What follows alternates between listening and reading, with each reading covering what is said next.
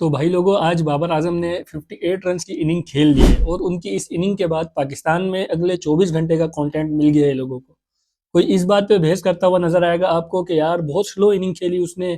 कोई इस बात पे बहस करता हुआ नजर आएगा कि यार वो ये इनिंग ना खेलता तो सिडनी सिक्सर मैच ही हार जाती। तो मतलब एक सोशल मीडिया पे बहस आपको अब नजर आएगी ही, क्योंकि जब भी बाबर आजम खेलता है या रन करे या फ्लॉप हो, उसके बारे में बात तो लाजमी होती ही होती है। खैर, हम अपनी इस वीडियो में बिल्कुल ऑनेस्ट तरीके से इस मैच के बारे में बात करेंगे कि बाबर आजम की ये इनिंग कैसी थी और आज के मैच में क्या हुआ, पहले मैच में और फिर दूसरा जो पर्थ वाला मैच था।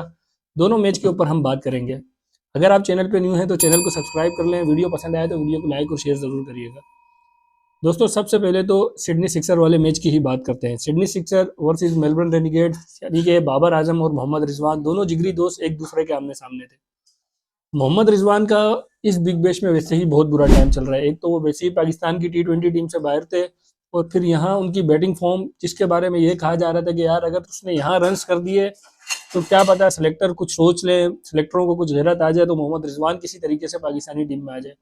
लेकिन उसका बिल्कुल ही उल्टा हो रहा है। जो उनकी थोड़ी बहुत फॉर्म थी, हालांकि T20 से तो वो बिल्कुल फजूल में ड्रॉप हुए थे, लेकिन यहाँ उनसे बिल्कुल भी रन नहीं हो रहे। मेलबर्न रेनिगेट्स ने पहले बैटिंग की और उनके जो ओपनर थे जोश ब्राउन भाई, उस बंदे ने बड़ा ही ज़बरदस्त स्टार्ट दिया। उसने जो स्टार्ट दिया था मेलबर्न रेनिगेट्स को, अगर मेलबर्न के बैट्समैन वो कैरी कर जाते तो स्कोर बहुत अच्छा बन जाता। तकरीबन 5 ओवर में उसने 54 रन बोर्ड पे लगा दिए थे।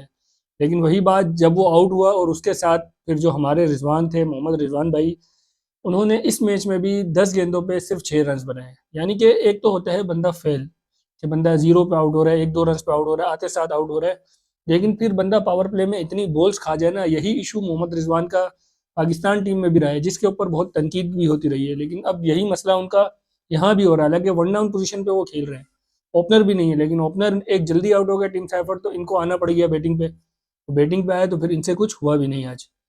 उसके अलावा फिर नीचे से मेलबर्न के जो हमारे हसन खान हैं, पाकिस्तानी बैट्समैन, ऑलराउंडर हैं वैसे तो वो, उन्होंने बहुत अच्छा खेला। तकरीबन उन्होंने 39 रन की इनिंग खेली और जैसे तैसे करके मेलबर्न का स्कोर 162 रन तक पहुंचा दिया। अब इस पिच पे ये स्कोर इतना बुरा नहीं था, क्योंकि पिच स्लो थी आज की, आउटफील्ड भी आज स्लो थी, बॉल उस तरीके से बाउंड्रीज पे नहीं जा रही थी, जब ग्राउंड शॉट भी लग रहे थे तो बॉल बहुत स्लो जा रही थी आज। लेकिन जब सिडनी वाले बैटिंग पे आए तो भाई उनके एक जो ओपनर थे डेनियल ह्यूज, उन्होंने थोड़ा बहुत बेहतर खेला। लेकिन दूसरी तरफ बाबर आजम जो खेल रहे थे, अब मैं स्पेशली पूरी बाबर आजम की इनिंग के बारे में बात करता हूँ कि बाबर आजम की इनिंग गई किस तरीके से। बाबर आजम की इनिंग टोटल इस मैच में 3 फेज से गुजरी है। एक पहला फेज, जब 12 ओवर तक का गेम हो चुका था, उस वक्त तक बाबर आजम बहुत स्ट्रगल कर रहे थे, जो सीधी और साफ बात है। 12 ओवर में सिडनी सिक्सर के 80 रन थे, हालांकि विकेटें 2 गिरी हुई थी, लेकिन सिर्फ 80 रन थे और उसमें बाबर के 27 बॉलों पे सिर्फ 26 रन थे। अगर वहां पे बाबर आजम आउट हो जाते तो ये एक बहुत ही बेकार इनिंग होती। मतलब वो अपनी टीम को बिल्कुल ऐसी जगह पे फंसा के जाते हैं कि वहां से वापसी का रास्ता भी मुश्किल हो जाता उनके लिए, क्योंकि वो सेट हो चुके थे और फिर आगे उनको खेलना ही खेलना था और मार के खेलना था। 12 ओवर में 80 रन हुए, वहां से फिर मैच भी थोड़ा सा पलटना शुरू हुआ। 8 ओवर में तकरीबन 85 रन रह गए थे और उस तरीके से सिडनी सिक्सर वालों के बैट पे बॉल नहीं आ रही थी। जो दूसरे बैट्समैन खड़े थे साथ में, उनसे भी नहीं खेला जा रहा था। उनके कप्तान जो थे हेनरी क्यूस, वो साथ में थे बाबर आजम के। लेकिन फिर उसके बाद गेम वहां से पलटी जब पावर सर्ज स्टार्ट हुआ। पावर सर्ज जैसे ही लिया, पहली बॉल पे बाबर आजम ने चौका मारा, दूसरी बॉल पे चौका मारा, फिर सिंगल आया, और फिर उस ओवर में जो उनके कप्तान है हेनरी क्यूस, उसने एक छक्का मार दिया। वहां पे अच्छे खासे स्कोर आ गए। फिर अगला ओवर स्टार्ट हुआ, हेनरी क्यूस ने फिर छक्के से आगाज किया उस ओवर का। उसी ओवर में वो आउट भी हो गए। लेकिन ये 8 बॉलें जो बाबर आजम ने खेली पावर सर्ज की, उस 8 बॉलों में उन्होंने तकरीबन 19 रन बनाए। उसके बाद भी उन्होंने एक छक्का मारा था। टोटल 8 बॉलों पर अगली उन्होंने 19 रन बनाए और टीम एक बैलेंस पोजीशन पे आ गई। 5 ओवर में फिर 48 रन रह गए और वहां पे हेनरी क्यूस आउट हो चुके थे, और हेनरी क्यूस के बाद जो उनके एक और ऑलराउंडर आए थे, बेन डोरेश, वो भी आउट होके जा चुके थे। अब वहां बाबर आजम का ये काम था कि वो उन्होंने एंड तक खेलना है और मैच फिनिश भी करना है।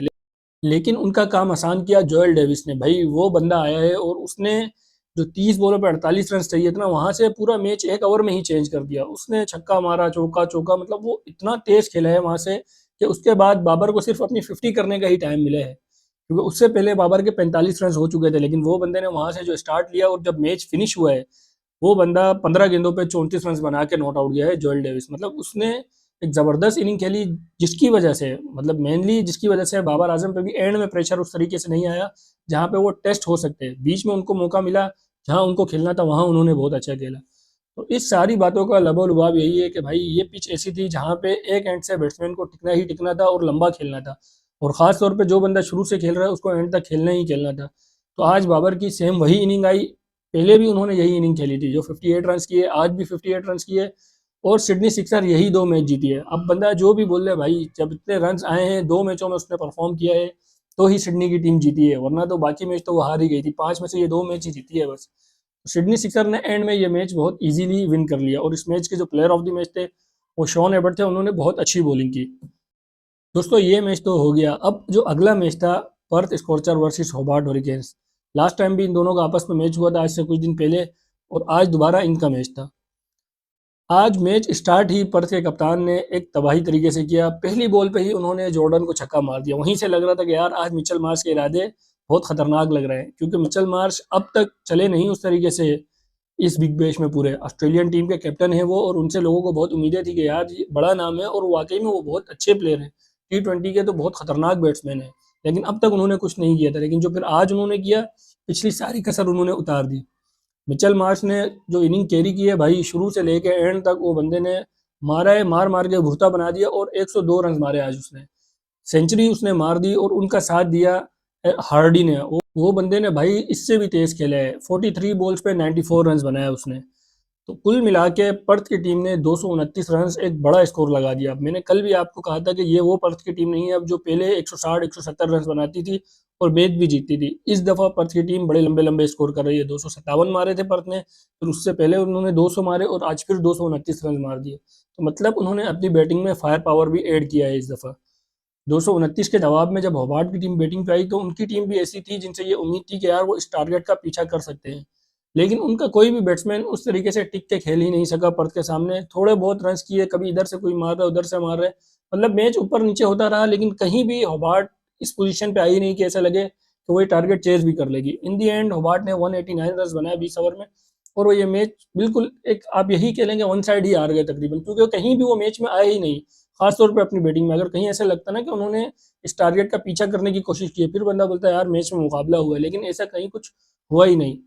तो आज पर्थ भी जीत गई और सिडनी भी जीत गई। अब कल मैंने तो यही दोनों टीमें पिक की थी। बहुत कम लोग थे जिन्होंने ये दोनों टीमें पिक की थी, तकरीबन 2-3 लोग हैं। आपके सामने ये हमारा पूरा कार्ड है जो हमारी गेम चल रही है। तो आप देख लें अब टॉप पे कौन आ गया है, और जो बाकी पीछे हैं, बहुत से लोग जो काफ़ी नीचे थे आज से 2-3 मैच पहले, वो बिल्कुल एकदम तीसरे चौथे नंबर पे आ गए हैं। तो भाई ये गेम ही ऐसा है, और फिर आज डबल हेडर था, तो आज तो ये बहुत ही कार्ड पलटना ही पलटना था, और सेम वही सीन हुआ है। तो दोस्तों ये तो हो गया जो आज मैच हुए। अब हम बात करते हैं जो मैच कल होने वाला है। अब कल एक ही मैच है, और मैच जो बिल्कुल टॉप पे है इस वक्त टेबल पे, मेलबर्न स्टार, और मेलबर्न स्टार का मुकाबला है ब्रिस्बेन हीट के साथ। अब ब्रिस्बेन हीट जिसमें हमारे शाहीन भाई थे जो कि इंजर्ड होके वापसी जा चुके हैं। अब इन दोनों टीमों में तो यार बेहतर जो टीम है वो तो हम सबको पता है कौन है, वो मेलबर्न स्टार ही है। और भाई इस दफ़ा तो अलग ही जादू कर रही है। ये वही स्टार है जो अपने शुरू का मैच हारती ही आती थी, एंड में ये रोला पड़ा होता था कि यार ये क्वालिफाई भी करेगी अगले राउंड में या नहीं करेगी।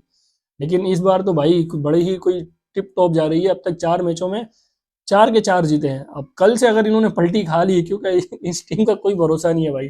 पता लग रहा है अगले अपने सारे मैच आ रहे हैं, कुछ भी हो सकता है, ये क्रिकेट है। फिर अगर मैं अपनी एक टीम पिक करने की बात करूँ तो मैं मेलबर्न स्टार के साथ ही जाऊँगा। हालाँकि मैच कल ब्रिस्बेन के ग्राउंड में है। बाकी आप लोग अपनी प्रेडिक्शन मुझे ज़रूर बताएँ। वीडियो पसंद आई तो वीडियो को शेयर करें, लाइक करें, और चैनल को ज़रूर सब्सक्राइब करें। Thank you.